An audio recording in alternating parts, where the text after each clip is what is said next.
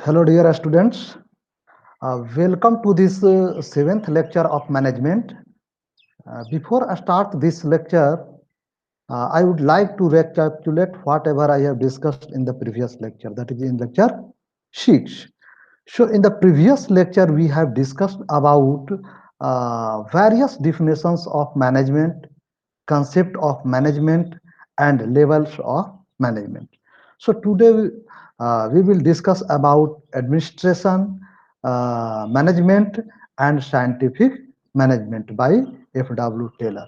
So let us start with learning outcomes of this session. So after this session, you will be able to define management and administration. Okay, distinguish between administration and management, and explain the scientific management, and describe the elements and tools of scientific management. यानी इस lecture के खत्म होते हैं, यानी जो ability आपके अंदर आएगी वह एबिलिटी यह आएगी कि आप डिफाइन कर पाइएगा कि एडमिनिस्ट्रेशन क्या है, मैनेजमेंट क्या है। फिर एडमिनिस्ट्रेशन और मैनेजमेंट में अंतर आप बता सकते हैं। देन साइंटिफिक मैनेजमेंट क्या है, इसके कंसेप्ट को भी आप एक्सप्लेन कर सकते हैं। And what are the elements and tools of scientific management. So, let us start with administration and management. So, the term administration and management are used synonymously. ये भी कहा जाता है कि ये एक दूसरे के सिनोनिम्स हैं, मैनेजमेंट और administration. परंतु some writers urge that running of a business requires a skills which is known as management. यानी एक बिजनेस को रन करने के लिए, स्मूथ फंक्शन कराने के लिए जिस स्किल की जरूरत होती है, जिस कौशल की जरूरत होती है, उसे हम मैनेजमेंट कहते हैं। अदर साइड कहा जाता है कि the functioning of government departments and non profit institutions requiring a skill is known as administration.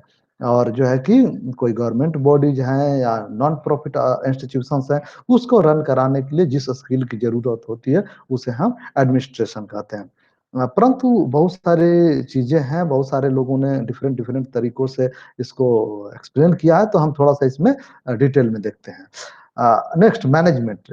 Management is the process of planning, organising, leading and controlling the efforts of organizations or organizational members, and the use of organizational resources in order to achieve certain goals. यानी जो management है वह एक प्रक्रिया है जो organisational organisation के व्यक्ति और उसके संसाधनों को कंट्रोल करने का और उनको ऑर्गेनाइज करने का, लीड करने का, इस तरीके से ताकि जो है उसके लक्ष्य को, ऑर्गेनाइजेशनल जो गोल है उसको प्राप्त किया जा सके। Second, administration refers to an overall control of an enterprise.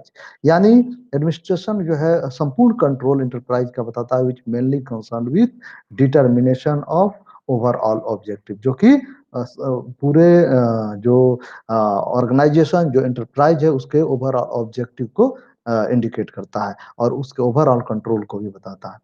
Next, there are various views expressed by thinkers of management on it. हाँ, बहुत सारे व्यूज है। किसी ने बोला कि नहीं, मैनेजमेंट इज अबव एडमिनिस्ट्रेशन, किसी ने बोला कि management is administration is a part of management, and someone बोला कि no, management and administration are same. So let us see. So first, according to classical thinkers, administration is एवं management. यहाँ देखिए objective पूछता है तो classical, neo classical, modern, none of the above ऐसे option करके दे देगा और बोलेगा किनके अकॉर्डिंग जो एडमिनिस्ट्रेशन इज एवं मैनेजमेंट है, तो क्लासिकल थिंकर। सेकंड, स्प्राइगल कहते हैं, स्प्राइगल के अनुसार administration is phase of business enterprise that concern itself with overall determination of institutional objectives and the policies necessary to followed in achieving those objectives. Yani, and management, on the other hand, is an executive function which is primarily concerned with carrying of broad policies laid down by administration. यानी स्ट्रेगल कहते हैं कि administration जो है वो phase of business enterprise, वो उसका एक बिजनेस इंटरप्राइज का एक फेज फेज है जो कि पूरा इंस्टीट्यूशनल का ओवरऑल ऑब्जेक्टिव्स और जो है कि पॉलिसी जो नेसेसरी है उसको ऑब्जेक्टिव को अचीव करने के लिए उसको डिजाइन करता है ना। उसका डिटरमाइन करता है क्या पॉलिसी होगा एडमिनिस्ट्रेशन। एंड मैनेजमेंट जो है दूसरी तरफ एक कार्यकारी फंक्शन है, जो कार्य करने का फंक्शन है, which is primarily concern with carrying out broad policies laid down by administration. यानी जो एडमिनिस्ट्रेशन के द्वारा पॉलिसीज बनाई गई है उसको फॉलो करते हुए जो एग्जीक्यूटिव जो क्या बोलते हैं ऑर्गेनाइजेशनल लक्ष्य है उसको प्राप्त करना ही मैनेजमेंट है इनके अनुसार।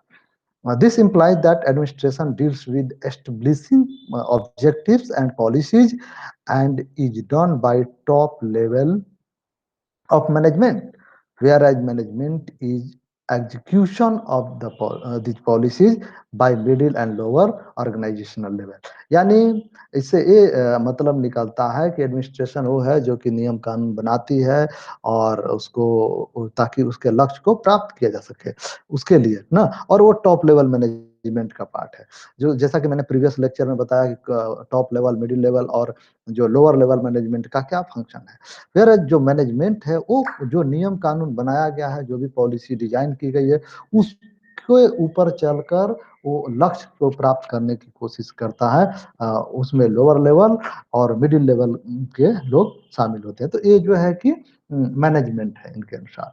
अब हम आते हैं ईएल ब्रिज।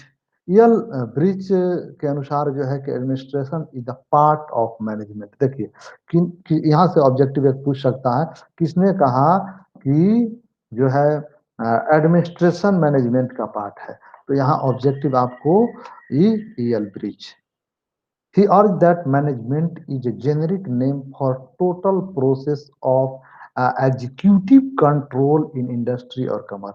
उनका कहना है कि जो इंडस्ट्री और कमर्स में जो एग्जीक्यूटिव कंट्रोल है, जो टोटल प्रोसेस का जितनी भी प्रक्रिया उसके एक जेनरिक नेम है मैनेजमेंट। सो उनके अनुसार उसका पार्ट है और ये न तो एबव है न ही बिलो है, ये ईएल ब्रिज के अनुसार।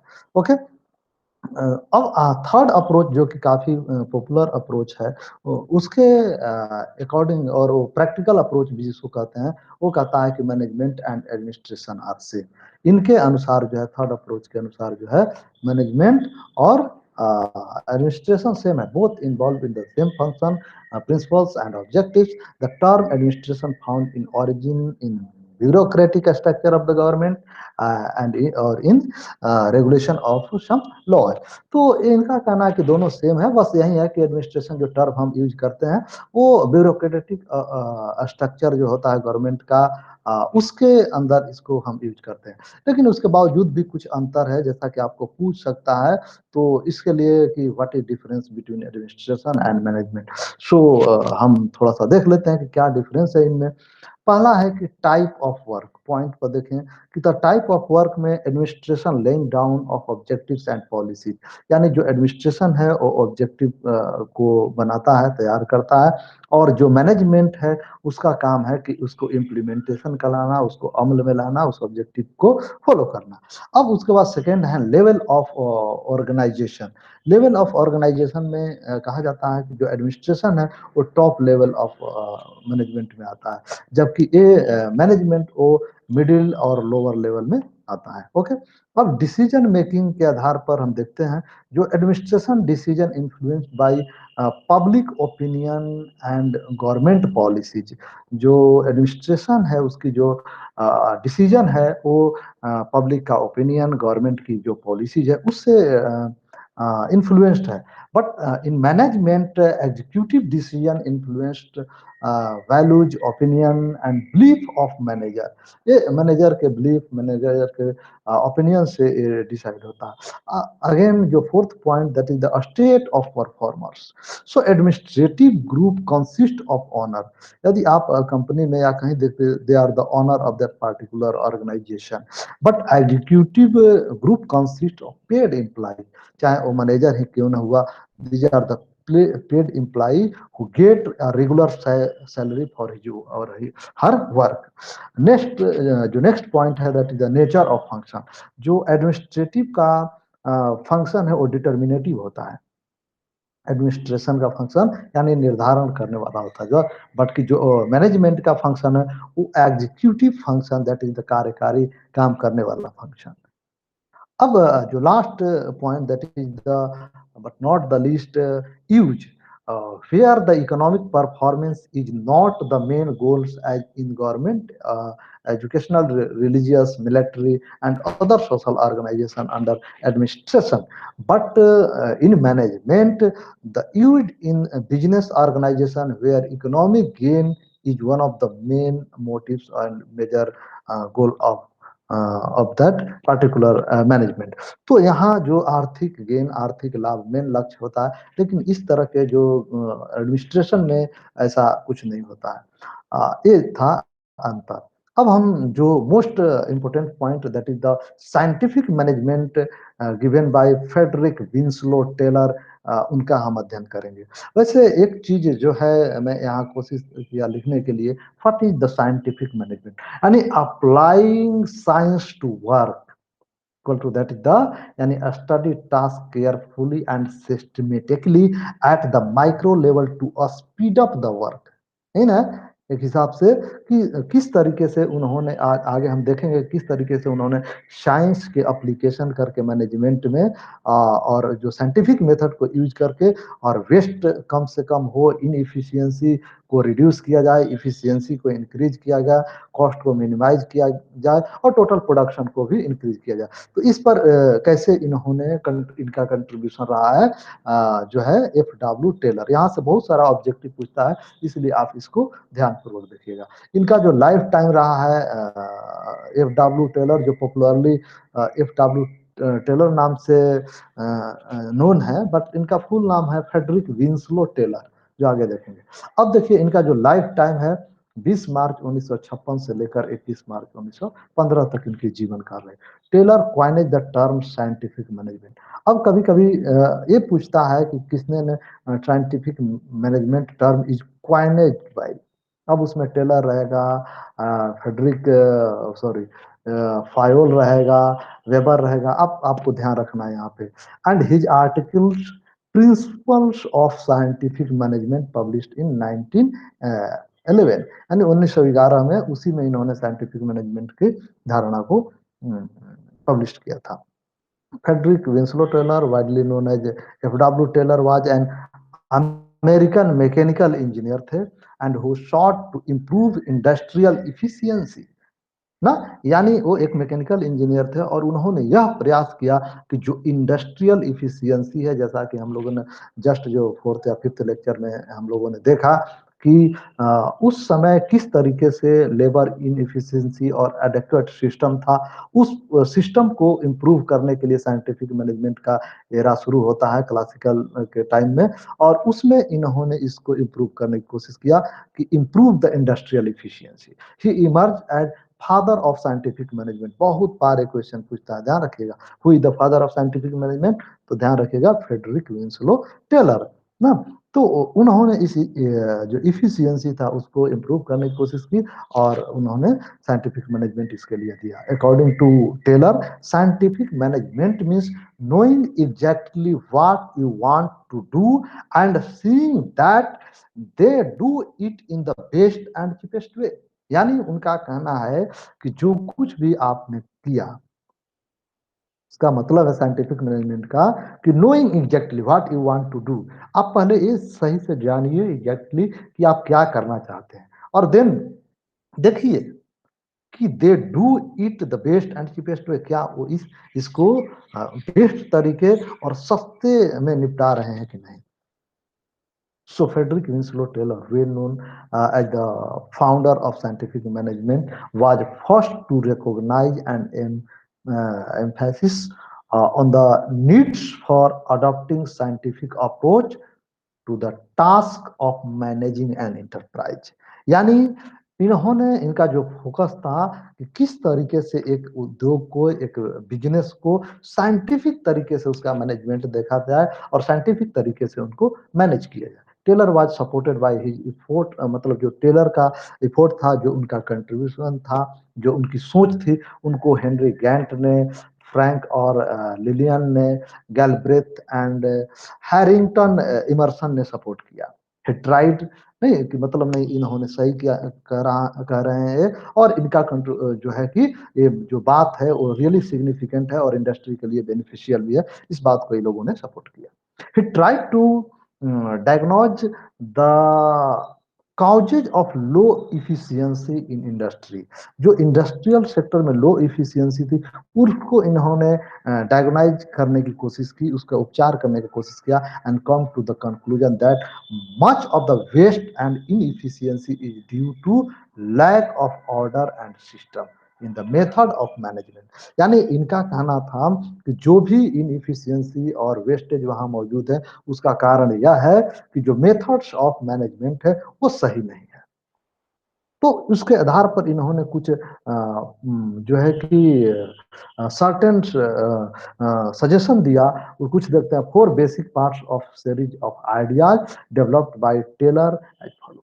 अब इनके द्वारा जो बेसिक कुछ आइडिया डेवलप किया गया कि भाई ठीक है तो सही नहीं है तो उसके लिए क्या किया जाए, आप बताइए। तो उन्होंने इसके ऊपर बताया, जो फर्स्ट उनका कहना है कि each person's job should be broken down into elements and a scientific way to perform each element should be determined। यानी जो पहली तो ये चीज उन्होंने कहा कि जो पर्सन्स का जो हर सभी का जो कार्य है उसको सब डिफरेंट डिफरेंट पार्ट में कैटेगराइज करना चाहिए, उसको ब्रेक डाउन करना चाहिए। उसके बाद जो scientific way to perform each element should be determined. यानी कि जो हर जो वर्क एक जो परफॉर्म करना है उसको एक डिटरमाइन करना चाहिए कि ये साइंटिफिक वे है और इसी तरीके से आप सभी को काम करना है ना। सेकेंड पॉइंट कहते हैं कि worker should be scientifically train to do the work in design and trained manner. यानी वो कहते हैं कि जो वर्कर हैं वो साइंटिफिकली ट्रेंड होनी चाहिए और वैज्ञानिक तरीके से उनको ट्रेनिंग देना चाहिए कि how to do the work, किस तरीके से आपको काम करना है, और इस तरीके से डिजाइन और ट्रेन करना चाहिए कि वो उस साइंटिफिक मेथड से काम करे ताकि वेस्टेज कम हो और ज्यादा से ज्यादा जो है मतलब कॉस्ट भी कम हो। नेक्स्ट जो थर्ड पॉइंट उन्होंने दिया है, there should be good cooperation between management and worker so that the task are perform in designed manner. यानी जो मैनेजमेंट है and the executive group that is the workers जो हैं उनके बीच में एक कोऑपरेशन होनी चाहिए, कोऑर्डिनेशन होनी चाहिए, ताकि जो है कि जो डिजाइंड है वर्क करने का, जो ब्लूप्रिंट तैयार किया है उसके अकॉर्डिंग वर्क हो और जो प्रॉपर तरीके से इंस्ट्रक्शन भी पास हो, जैसा कि हम लोग पहले देख चुके हैं। एंड जो fourth point that is the last but not the least, ये division of labour between manager and workers. यानी जो श्रम है मैनेजर और वर्कर के बीच श्रम जो है वर्क का डिवीजन होनी चाहिए ना, और जो जिस वर्क में ज्यादा एफिशिएंट है उसको वही वर्क देना होगा। So manager should take over the work of supervising, setting of instructions and designing the work, and the worker should be free to perform the work themselves। और कहता है कि मैनेजर जो है उसको चलिए सुपरवाइजिंग का काम दे दीजिए, इंस्ट्रक्शन क्या है कैसे करना वो सेट करना है, वर्क का डिजाइन करेगा किस तरीके से काम करना है, लेकिन जो वर्कर्स हैं जो रियल काम करने वाले हैं उनको सेट फ्री। यानी worker should be free to perform the work themselves, और उनको एकदम कोई उसके सिवा नहीं, उनको सिर्फ सेट फ्री कर दीजिए, उनको फ्री छोड़ दीजिए to perform the work according to plan और design whatever the instructions given by the manager. Thus, the scientific method provides a logical framework for the analysis of problems, basically defining the problems, gathering data, analyzing the data, developing alternatives, and selecting the best alternative. So Taylor believed that the following scientific methods would be provided way to determine most efficient way to perform the work. यानी वो कह रहे हैं कि जो method scientific methods है वो जो लॉजिकल उसका फ्रेमवर्क है और उस वो जो डाटा को कलेक्ट किया फिर उसका एनालिसिस किया देन उसके अकॉर्डिंग डाटा के अकॉर्डिंग हमें पता चला कि what is required for best performing in the industry उसके अकॉर्डिंग फिर हम आगे अपना जो है परफॉर्म करेंगे और डिजाइन करेंगे प्लान सेट आउट करेंगे अब उसके बाद जो मोस्ट इम्पोर्टेंट पॉइंट्स हैं टेलर्स के साइंटिफिक मैनेजमेंट के elements and tools of scientific management so उन्होंने सम एलिमेंट्स उनके द्वारा जो दिया गया उसका मैं यहाँ मेंशन किया हूँ फर्स्ट तो separation of planning and doing next functional foremanship then job analysis standardization scientific selection and training of workers financial incentives, economy, and mental revolution. So now let me explain one by one of these elements. So first element is that separation of planning and doing. So separation of planning and doing में कहते हैं Taylor emphasized on separation of planning aspect from actual doing of the work. यानी जो planning section है वो अलग होनी चाहिए और जो एक्चुअल डूइंग सेक्शन वो अलग होना चाहिए ये supervisor job was merely to see how workers are performing ना यानी कि एक जो सुपरवाइजर है उनका जॉब इतना ही होनी चाहिए कि जो वर्कर्स हैं वो किस प्रकार से परफॉर्म कर रहे हैं Taylor suggests that the planning should be left to the supervisor and the manager should only emphasis on operational work. यानी जो सुपरवाइजर है उसके पास उसको उनका कहना है कि छोड़ दीजिए प्लानिंग का वर्क और जो मैनेजर है वो ऑपरेशनल वर्क देखे कि किस तरीका से हो रहा है तो कहने का यहाँ उनका सेपरेशन ऑफ प्लानिंग और डूइंग का मतलब है कि प्लानिंग वन साइड में होनी चाहिए और डूइंग अदर साइड में होनी चाहिए और दोनों सेपरेट होना चाहिए ताकि efficiently or effectively work हो सके second point that is the functional foremanship functional foremanship में टेलर कहते हैं देते हैं उनकी याचिका ये है कि कॉन्सेप्ट ऑफ जो है functional foremanship it is the extension of principles of specialisation and division of labour to a sphere of management इन पे जो है कि ये कुछ नहीं इनका एक extension of principles of specialisation और डिवीजन ऑफ लेबर श्रम विभाजन और जो है कि विशिष्टीकरण जिसको स्पेशलाइजेशन जिसको हम कहते हैं उसके ही एक्सटेंशन है जिसमें ये कहा गया मैं कई बार बता चुका हूँ आपको कि वैसे व्यक्ति जो जिस वर्क में ज्यादा इफिशियंट है उसको वो वर्क दिया जाए और वो व्यक्ति जो जिस वर्क में लेस इफिशियंट है उससे वो छुड़ाकर किसी दूसरे काम में लगाया जाए एग्जाम्पल के तौर पर कई बार मैं बताया हूँ कि यदि कोई कंप्यूटर संबंधित वर्क में इफिशियंट है तो उसको कंप्यूटर से रिलेटेड वर्क दिया जाए और वैसे जो है वर्कर्स जो मैनुअल वर्क में इफिशियंट है तो उसे मैनुअल वर्क दिया जाए so according to Taylor the two functions the planning and doing should be separated and the planning section should be concentrated on planning the task and issuing the instruction to the workers for implementing them uh, implementing them. Taylor suggests uh, 8 functional specialists and first four attached with planning, working, and next four with actual implementation or execution of plan so अब इसको हम देख सकते हैं कि मतलब कहते हैं उनका कहना है कि जो फर्स्ट यदि 8 पार्ट है तो उसको फर्स्ट में जो है हमें उसको प्लानिंग सेक्शन में रख देना चाहिए 4 को और नेक्स्ट जो लास्ट 4 है उसको हमें किस सेक्शन में रख देना चाहिए उसको हमें रख देना चाहिए एग्जीक्यूशन सेक्शन में सो अब इसमें हम देखते हैं ये फिगर जो है कि industrial engineering and management OP Khanna का वहां से मैं लिया हूं तो उस बुक में भी आप देख सकते हैं यहाँ देखिए सुपरिटेंडेंट हो गए और ये प्लानिंग ऑफिस हो गया ओके सो ये सुपरिटेंडेंट एक सेकेंड और ये प्लानिंग ऑफिस और इसमें जो है कि जो first planning office work office और सेकंड जो है इम्प्लीमेंटेशन और एग्जीक्यूशन ऑफ प्लान है तो इसमें कहता है कि first route colour route clerk क्या करेगा? Route clerk was in charge of issuing work order ना, किस तरीके से होगा वर्क, क्या उसका जॉब करने का तरीका होगा, ये करेगा। सेकंड जो है इंस्ट्रक्शनल क्लर्क। इंस्ट्रक्शनल क्लर्क का जो काम है वो जो है कि specification and instruction related to job, वो जो है कि आपको स्पेसिफाई करेगा और इंस्ट्रक्शन देगा कि जॉब क्या करना है, किस तरह के आपको काम करना है।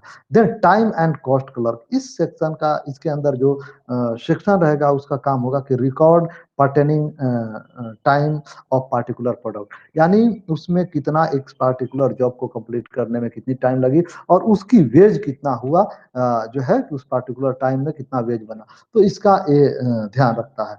और जो फोर्थ पॉइंट है इसका, जो प्लानिंग वर्क का सेक्शन का, वो डिसिप्लिनेरियन, जो डिसिप्लिनेरियन सेक्शन है, जो व्यक्ति है वो अनुशासन संबंधी गतिविधियों को देखेगा और नोट करेगा कि जो वर्कर्स हैं वो कहीं सबॉर्डिनेशन और इन सबॉर्डिनेशन का वर्क तो नहीं कर रहे हैं, विद्रोह तो नहीं किए, किसी अवज्ञा तो नहीं किए, जो इंस्ट्रक्शन दिया गया उसके अकॉर्डिंग वो वर्क कर रहे हैं कि नहीं कर रहे हैं। तो ये हो गया हमारा प्लानिंग सेक्शन। अनदर यदि एग्जीक्यूशन सेक्शन देखते हैं तो यहाँ भी है gang boss, speed boss, repair boss और इंस्पेक्टर्स है। तो जो गैंग बॉस है वो prepare of all work of a पूरा, क्या किस तरीके से वर्क होगा, कंप्लीट करना है टाइम पर, और पीस ऑफ वर्क क्या होगा, इस सारे गैंग बॉस यहाँ देखेगा। सेम जो स्पीड बॉस है ये देखेगा कि जो स्टिपुलेटेड टाइम है, जो निर्धारित समय है उसमें जो है कि काम हुआ कि नहीं हुआ, और कटिंग टूल्स जो यूज किया जा रहा है वो अकॉर्डिंग टू इंस्ट्रक्शन है कि नहीं, और जो राइट प्लेस और राइट टाइम जो दिया गया है स्टार्ट करने का और एंड करने का उसके अकॉर्डिंग हो रहा है कि नहीं। Then the repair boss, repair boss का जो वर्क होगा वो adequate repairs and maintenance of equipments, यानी जो भी इक्विपमेंट्स वहाँ लगे हुए हैं उनका कब रिपेयर की जरूरत है ना, वो अडेक्वेट है या नहीं है, उसका ध्यान रखेंगे। और finally that is the inspection boss और इंस्पेक्टर्स, जो एक क्वालिटी ऑफ प्रोडक्ट का जांच करेगा कि जो हमारा सेट इंस्ट्रक्शन है, जो क्वालिटी है, जो स्टैंडर्डाइजेशन है, उसके अकॉर्डिंग प्रोडक्ट लॉन्च हुआ कि नहीं। तो ये सारी चीजें जो है, और फाइनली जो नेचर वर्कर्स एक ग्रुप है, ये है वर्कर्स है ना, जो मेन काम करने वाले हैं। तो इस तरीके से टेलर ने इसको सेपरेट किया, इसको फंक्शनल ऑर्गेनाइजेशन में हम और डिटेल में पढ़ेंगे, और करके इन्होंने इस सेक्शन को एक्सप्लेन किया। नेक्स्ट है job analysis. It is undertaken to find out the one best way of doing the things, यानी ये एक अच्छा तरीका है कि कौन सा जॉब एनालिसिस करते हैं कि, और इससे ये हम पता लगाने की कोशिश करते हैं कि कौन बेस्ट तरीका है काम करने का। देन जो स्टैंडर्डाइजेशन की बात करते हैं, standardization of tools equipments was an important elements of scientific management. Standardization in instruments, tools, period of work, amount of work, working condition, quality of product should be maintained for increasing the efficiency and speed of work। यानी जो भी हमारा equipments हैं और जो tools हैं, कितने period assign किया गया है, अमाउंट ऑफ वर्क जो है, और वर्किंग कंडीशन, ये सारी चीजें स्टैंडर्डाइज होनी चाहिए और according to set rules and norms के अकॉर्डिंग होनी चाहिए। जो क्वालिटी प्रोडक्ट का है वो भी उस तरीके नॉर्म्स के अकॉर्डिंग होनी चाहिए, ताकि हम उसके इफिशियंसी और स्पीड अप को मेंटेन रखें ना, और क्वालिटी को फाइनली कह सकते हैं कि मेंटेन रखें। अब जो है कि specific selection and training of worker, so Taylor suggest that the worker should be selected on scientific basis, taking into account their education, work experience, physical strength. यानी सेकंड कहते हैं कि जो वर्कर्स का सिलेक्शन हम करते हैं कंपनी के लिए, उसको जो साइंटिफिक बेसिस पे होनी चाहिए, और साइंटिफिक बेसिस कहने का मतलब ये है कि taking into account their education, कि भाई उन्होंने एजुकेशन लिया है तो क्या है, वो अप्रेंटिसशिप किया है या उसका हैंड ऑन ट्रेनिंग का स्किल कितना है, इन सारी चीज, वर्क एक्सपीरियंस कितना है, फिजिकल स्ट्रेंथ कैसा है, ये सारी चीजें। सेकंड जो पॉइंट है that is the worker should be given work for which he is physically और टेक्निकली मोस्ट सूटेबल। यानी जिस वर्क के लिए वो फिजिकली और टेक्निकली ज़्यादा सूटेबल है, उसके लिए जो है कि वर्क देना होगा, वर्क शुड बी गिवन। यानी यदि कोई व्यक्ति फिजिकली काफ़ी स्ट्रांग है और लगता है कि किसी पार्टिकुलर मशीन के लिए फिजिकली स्ट्रांग व्यक्ति की ज़रूरत है, तो उसको वहाँ हम देंगे। तो ये जब हम जो डिवीजन ऑफ लेबर की बात जिन्होंने कहा था, सॉरी, जिसमें टेलर साहब ने कहा था, उसमें यही है कि सुटेबल व्यक्ति को सुटेबल वर्क प्लेस पे पहुंचाना है हमें ना। Then proper emphasis should also be given on training of workers. जो वर्कर्स का ट्रेनिंग है वो भी जो है कि प्रॉपर तरीके से होनी चाहिए, क्योंकि उससे यदि प्रॉपर ट्रेनिंग और जो उसको लगातार होते रहना चाहिए 1 महीना 2 महीना के इंटरवल पर, ताकि वर्कर का जो परफॉर्मेंस है, उनका जो क्वालिटी और प्रोडक्ट जो उनका स्किल है वो अपडेटेड रहे according to needs and demands of the product. So next, that is the financial incentive. So it can motivate workers to put in their maximum efforts। यदि फाइनेंशियल इंसेंटिव या चाहे salary हो, salary के अलावा different types के packages हो, वो जो वर्कर्स हैं उनको मोटिवेट करता है किसी कार्य को और ज़्यादा फुल इफोर्ट से करने के लिए। He suggest that the wage should be based on individual performance. उनका ये भी कहना है कि जो हर व्यक्तिगत परफॉर्मेंस पे वेज का डिजाइन होना चाहिए। नहीं, वैसे व्यक्ति जो कि इंडिविजुअली काफ़ी मेहनत करके और क्वालिटीफुल प्रोडक्ट लॉन्च करा, उसके लिए थोड़ा सा रेमुनरेशन ज़्यादा होना चाहिए, वेज उसका ज़्यादा होना चाहिए। वैसे जो डल है, कुछ नहीं कर रहा है, कोई इनोवेटिव तरीका नहीं है, उसके लिए कम होना चाहिए। तो इससे क्या होगा कि लोगों के बीच में कंपटीशन में काम करने की बढ़ेगी और लर्न करने की भी कैपेसिटी बढ़ेगी। Again, that is the economy. So Taylor not only considered scientific and technical aspect, he gave importance to economy and profit also. So वो सिर्फ यही नहीं है कि साइंटिफिक उन्होंने जो टेक्निकल एस्पेक्ट और ये के साथ साथ उन्होंने इकोनॉमी और प्रॉफिट को भी तवज्जो दिया है। Economy can be achieved making resources more productive and bye eliminating the wastage. यानी ये तभी हो सकता है जब हम सेम संसाधनों से ज़्यादा उत्पादन करें, या जो रिसोर्सेज हैं उनको इस तरह से ट्रेनिंग देकर उनको ज़्यादा प्रोडक्टिव बनाएं, और जो वेस्टेज है जो उसको एलिमिनेट करें, ख़त्म करें या रिड्यूस करें। तो इस तरीके से इकोनॉमी को अचीव किया जा सकता है। Again that is the last, that is mental revolution. So scientific management depends on mutual cooperation between management and worker.